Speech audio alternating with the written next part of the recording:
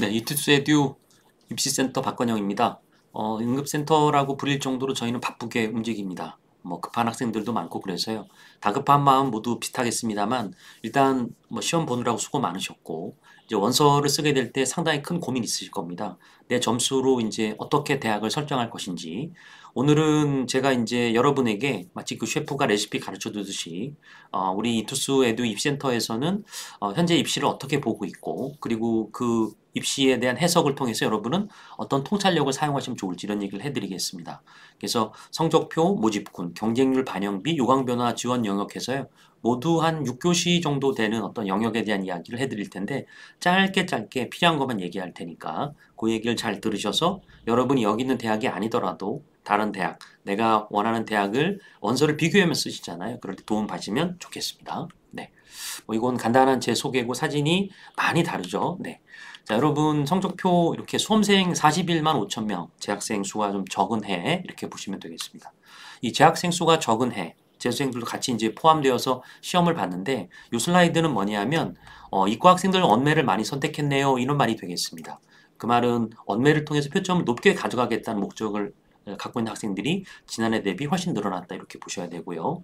자, 두 번째는 자연계 학생들이 이제 수학을 가형을 옛날에 선택했다면 나형은 인문계 영역이었다면 지금 이제 선택형 수능이 되면서 미적기와 확통으로 선택을 좀 풀어놨지만 다수가 이제 문과는 확통을, 다수가 이과는 미적을 선택합니다. 근데 역시 미적에 대한 흐름을 보시면 2022학년 이래 2024학년 점점 미적 선택자가 증가하고 있다. 이 또한 마찬가지로 자연계 학생들도 높은 표점에 유리함을 알기 때문에 1점이라도 더 좋아야지 대학 잘 가는 걸 아는 선택이라고 볼 수가 있겠습니다. 자, 이제 인문계열은 그러면 어떨까? 인문계열의 미적분 선택자를 한번 보시겠습니다. 역시 여기 나온 것처럼 처음에 이제 지난해 5.8에 불과했던 인원이 9.4까지 늘어났거든요. 사탐을 선택했다는 얘기는 자연계 학생이 거의 아니라고 생각하고 또 미적을 선호한 학생들은 상경계열 학생들, 외국 국제고에서 또 자사고에서 상위 학생들이 미적을 선택자들이 있었는데 이게 크게 늘어났다라고 보시면 되겠습니다. 그래서 이런 흐름이 이번 성적표를 받은 학생들의 내 개인이 아니라 41만 명 그리고 이제 재수생까지 포함해서 50만 명 가까운 인원들이 어떻게 움직일지에 대한 부분들 또 그런 시험을 봤을지를 우리가 확인해 볼 수 있습니다. 남녀 비율을 좀 얘기해 봤습니다. 물론 여대가 있으면 남대는 없죠. 근데 이제 여대는 여대대로 지원자들이 학생끼리 어떤 성적을 갖고 있는지는 자기 거밖에 모르는 상황이죠. 근데 지금 보시면, 이 지금 남학생들, 여학생에서 국어 비중은 비슷하지만 수학이 1등급의 비중은 73대 27로 압도적으로 남학생이 높은 걸 알 수 있습니다. 그럼 1등급 중에서도 아무래도 미적 선택자가 거의 90% 이상이라고 할 때, 확통 선택자가 90% 미만이라고 할 때, 또 여기서 마찬가지로 남학생들의 다수가 또 자연계 학생이라고 할 때, 그러면 이 분포에서 학생들은 어떻게 움직일지 이런 것들을 좀 주시하실 필요가 있겠죠. 2등급 때도 지금 보시면 남학생과 여학생에 비해서 65대 35 정도로 남학생들이 더 월등히 높은 표지선에 있는 걸 알 수가 있습니다. 그러니까 우리가 이제 정시 성적을 가지고 이제 과를 결정하게 될 때, 아무래도 내가 원하는 학과를 써야 되겠지만, 거기는 또 다수가 몰릴 수 있다는 얘기죠. 그럼 다수가 몰리는 학생들이 아무래도 자기 점수가 높다는 것들을 갖고 지원하기 때문에 현재 흐름을 보면 언매, 그다음 미적, 그리고 재수생도 이미 좀 포함된 입시 안에서 그리고 1등급의 인원의 남녀 성비 이런 것들이 올해 입시에서 좀 주목해야 될 부분이 아닌가 싶습니다. 또 하나는 영어인데요. 뭐 아시겠지만 7.83%에서 4.71%로 영어 1등급 학생들의 비중이 상당히 줄었습니다. 그렇다면 영어의 변별력이 물론 당연히 증가한 건 사실입니다만 영어 반영비가 높은 대학은 또 어떻게 할까? 이런 것들을 고민해 보실 필요가 있는 거죠.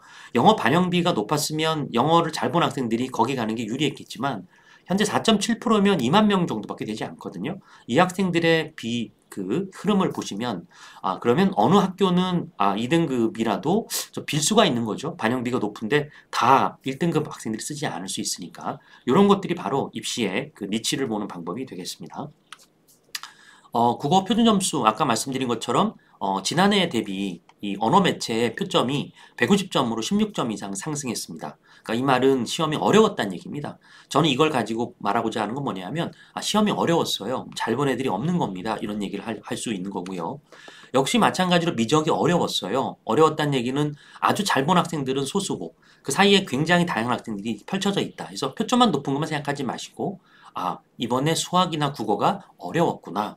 영어도 어려웠구나. 우리는 정시에서 학생들을 대학에 선발할 때 반영비로 선발하잖아요. 그러면 제가 조금 힌트를 드리면 반영비가 다양하게 있는데 특정 영역을 많이 반영하는 대학에 시험 난이도가 어려운 학생들 입장에서는 쓰기가 두렵다. 이걸 뒤집어 생각해 볼 수 있는 겁니다. 아셨어요? 제가 지금 얘기해 드리는 그런 포인트가 어떤 포인트인지? 네.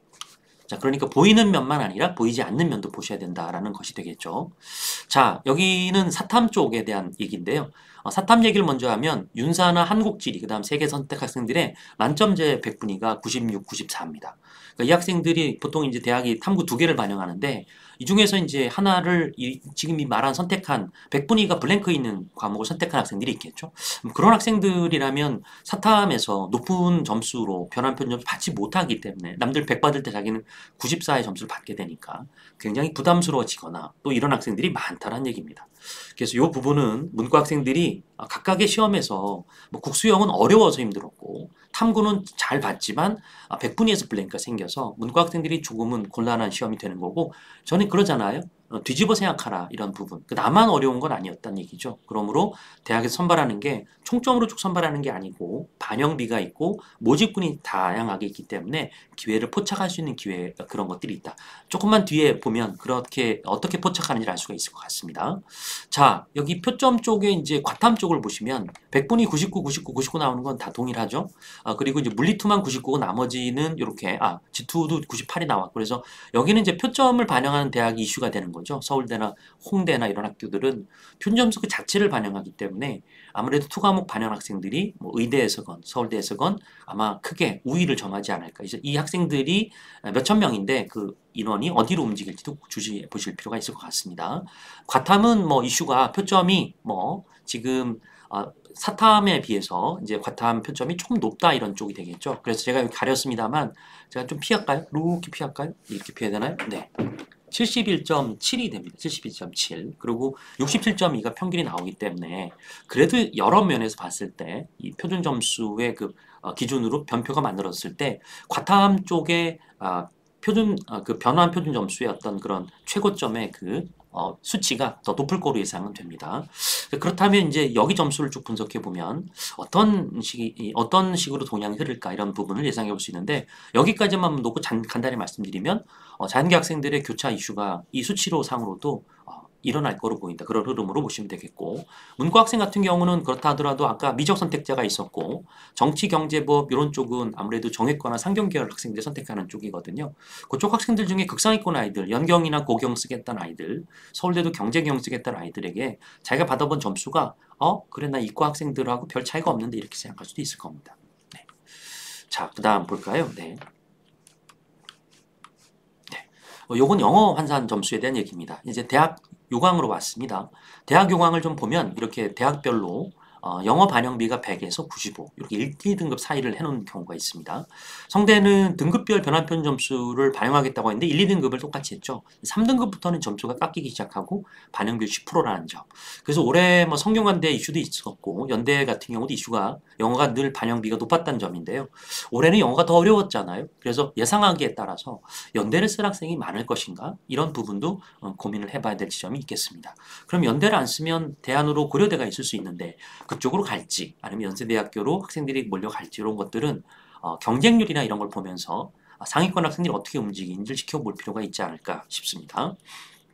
자, 이렇게 해서 이제 저희가 1교시에는 성적표를 보면서 남녀 학생 그리고 표준 점수 그리고 선택 과목이 있어서 어느 쪽이 표점이 조금 더 높은가 이런 것들을 봤는데요. 이제는 모집군을 보면서 모집군의 연쇄 이동에 대한 것들을 보도록 하겠습니다. 자, 2교시 시작합니다.